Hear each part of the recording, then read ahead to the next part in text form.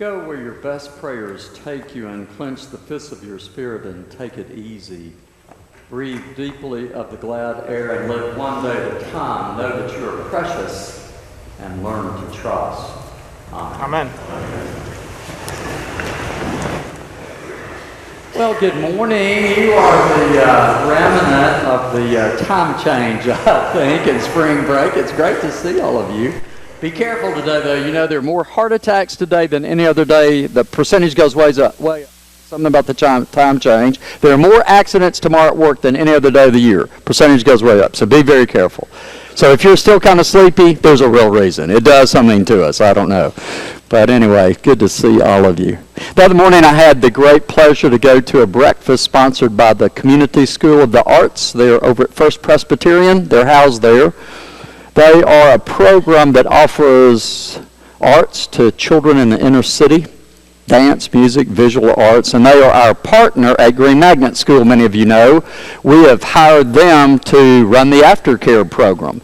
And some of our younger members of the chapter led us that direction. What a great thing it is. And the day they started that aftercare program, the executive at the community school, Jennifer Willard, said she was going to go see for herself what was going on so she could kind of assess what was needed there. And she was telling this story the other morning at breakfast. So she went up to the school in the afternoon at the aftercare. That she gathered the kids and had them sit around. And she said, did kind of an on board with them. So most of this group she had were little bitty ones, kindergartners, first, second graders. And she said, now I want you to tell me something about yourself that I'd like to know. Well, they started, you know how little bitty ones are, you know, they start talking about their dogs or their cats or, you know, some errant kind of thing. It's kind of this random kind of sharing. And then she got to one little child named China. And China didn't say anything when it came to her. And then in this very tiny voice, she said, I am from a poor neighborhood and I am poor. And Jennifer Willard said that she was hooked. She knew then that she would not hand that class off to one of her associates, that she would teach it herself.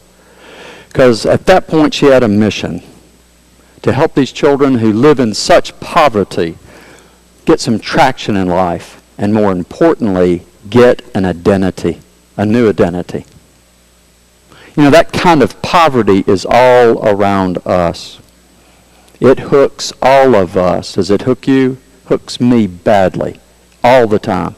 I guarantee it does you. We can't escape it. In our society where we, relatively to the world, are so wealthy, it doesn't sting you. Of course it does. I get up early on Sunday morning. This morning, I promise you, I got up, cup of coffee, and I made myself stand and not sit back down because I thought if I sit down, I may not get back up. So I get up and I have my ritual. I get a cup of coffee, stand in my den, and I turn on my big screen TV, turn on CNN World News with the BBC. So up comes Southern Sudan. First thing, 5:30. There's another amazing, terrible revolution going on. Civilians killed.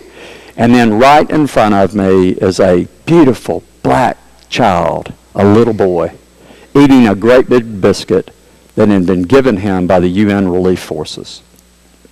We can't escape it. It is all around us, and it does touch us. Thank God it touches us. Almost everywhere we turn, we know somewhere we need to do something. You see, that's where we walk into this gospel today. That entry point, you and me, in our lives and our society today, that's where we enter this story. It's a simple story. Let me take you to it for a minute. Jesus is simply eating dinner with good friends Mary, Martha, and Lazarus. And man, what a dinner conversation they had. Because what had just happened? Lazarus was dead. He's alive. I can't even imagine. It must have been electric. And then out of nowhere, Mary does this powerful, incredibly humbling. We can't touch how humbling this is. She gets down on the floor with this expensive oil and starts rubbing Jesus' feet. and then she uses her hair to finish the job. Hard to touch it. And we know why.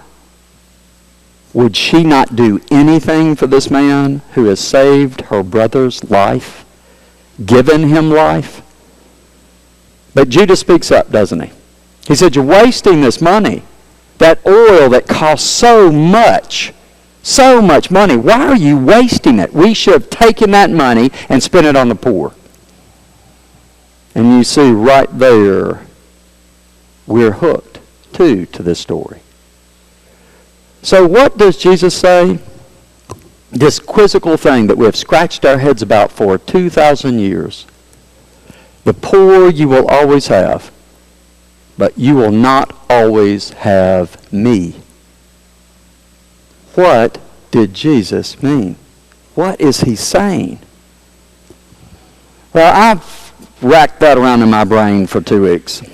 Been thinking about it. We've been talking about it as a staff, the clergy. And you know, it's funny. I was getting my hair cut and I picked up ESPN Sports Magazine and I got an answer. Because there was a story in there about a little girl who wrote a letter. Well, let me read the letter. It's from a girl who's living in Minneapolis. It got in the paper. It starts this way. Dear Minnesota Wild coaches. The Minnesota Wild, by the way, is their hockey team, if you didn't know. Dear Minnesota Wild coaches. My name is Jordan Leopold, and my dad's name is Jordan Leopold, too. And he plays hockey for the Columbus Blue Jackets. I am 8 years old. My dad is very lonely without his family because we are living in Minneapolis, and I'm lost without my dad, and so is my mom, my sisters, and my brother. It has been since November, and we can't take it anymore. And to get to the point, your team has not been winning. And you have lovely coaches, lovely spelled L-U-V-L-Y. You have lovely coaches who are not winning games. And you need some more defensive players. So please, please, please, please ask the Columbus Blue Jackets if you guys can get my dad. Thank you. Love, Jordan Leopold. Her mother thought it was such a precious letter, she put it on Facebook. A local sports station picked it up and read it. It got printed in the paper. It was reported on the national ESPN News. It got everywhere. It went viral everywhere. And guess what happened? Right. The Minnesota team, the Minnesota Wild's coaches did get a defensiveman, and they brought him back home to be with his family. And right there, I had my answer, waiting to get my hair cut. It hit me, what Jesus was saying. I'm not kidding. I went, I've got it. I don't know why I haven't seen this so clearly before. You see, we all need relationships. This child says, I need my daddy. We need him. We need each other. You catch it. We need each other. We need our relationships. We have lots of needs in life, but we have relational needs in life, and they are very real. And I think that Jesus is trying to show us something today. It's right there in front of us. Yes, we will always have the poor. And yes, if we're not giving ourselves to some of that, we are shallow people. Period. We're the wealthiest nation that has ever existed. Period. But there's another balance piece. Relationships. Jesus asks us to love one another. You catch it? It's this. It's always keeping this business of ministry and the different parts of ministry in some kind of balance where they work together. I think Jesus is clearly giving us a call, no less than any other.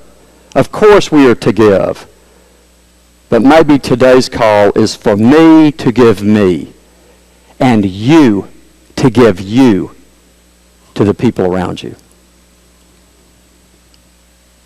You know, some of you have probably heard me tell this story, so if you have, I apologize. It's a significant story to me. It was my first day of work, ordained in the Episcopal Church. Showed up in Chattanooga at Christ, at the church I was serving, Grace Church. And my boss at the time, Jim Curtis, came into my office and said, "What are you doing?" And you know what I was doing? Sitting there. He said, "Come on, we're going to the hospital." Well, he had a mission in mind because he was going to take me and see if I knew anything about the work we did, which was probably not. But anyway, and kind of showed me the ropes.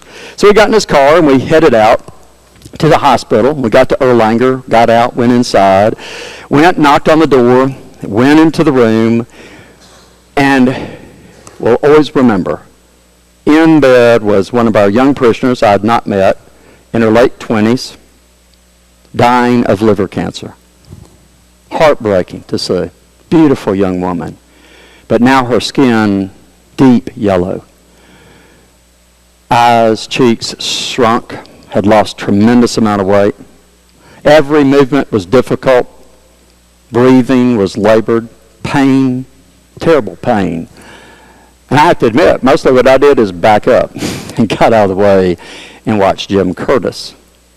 And he first chatted with her, introduced me. Then he sat beside her, and pretty soon he was leaning toward her gently so he could put his ear near her pillow and listen to her raspy, soft voice as they chatted.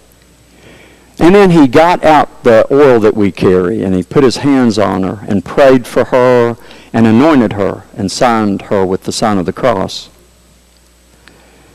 And we finished, said goodbye. He said we would see her later.